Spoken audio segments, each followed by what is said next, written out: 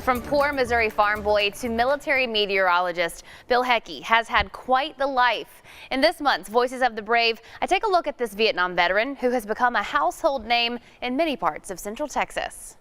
We are seeing a lot of clouds, but they are a lower cloud deck. Bill Hecke is a fixture on television and radio stations across Texas. The meteorologist who's been forecasting and observing weather for over 55 years got his start in the Air Force. May 28, 1963. I had just graduated from high school, evaluated all my options, which were damn near none, and went in the military.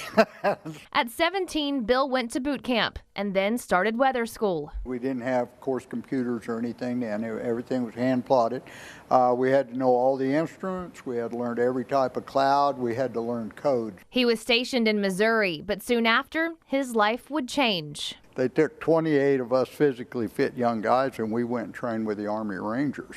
And so we knew our lives were going to be a little different. In 1966, Bill headed to Vietnam. I was assigned to 1st Brigade, 1st Infantry Division, so I had the very first official combat weather team. Bill, who was just an airman second class at the time, worked alone to set up a weather station on his base in rural Vietnam.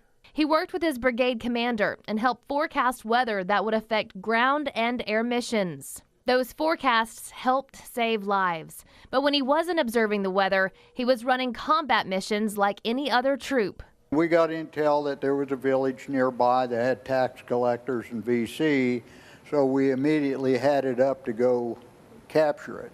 And they needed a gunner on a machine gun on a Jeep, so that's what I did. But Bill says it's what he volunteered to do that's left the most long-lasting and damaging impact. When you had real high kill rates, we were overloaded, and there were only 2 graves registration guys. So when I was in base camp, I'd always volunteer to go down and help identify and bag.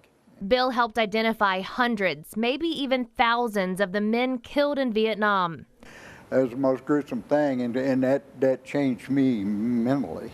For the longest time, my mind would make me remember every single person I identified. I couldn't get them out of my head for years.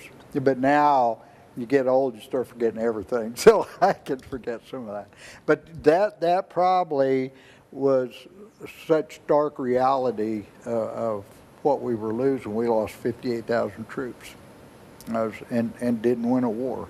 After his time in Vietnam was over, Bill came home, but he says he wasn't the same person. I drank and I fought, and I had a hard time. It kind of makes you bitter. It makes you angry, and I think too, because I was as young as I was, you know, it just sticks with you. For the rest of his career, 20 years, 2 days, 3 hours, and 16 minutes. Bill traveled the world, forecasting the weather from the tropics of Panama to right here on Fort Hood.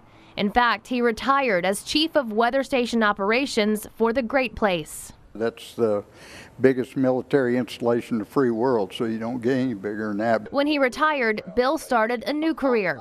First, doing the weather on radio stations across the region, then as a weekend meteorologist here at Channel 6. I've never been so scared, even in any situation in Vietnam, when I first went on the air with Channel 6. All these years later, he's still doing weather on the radio and hosting a gospel show every Sunday morning.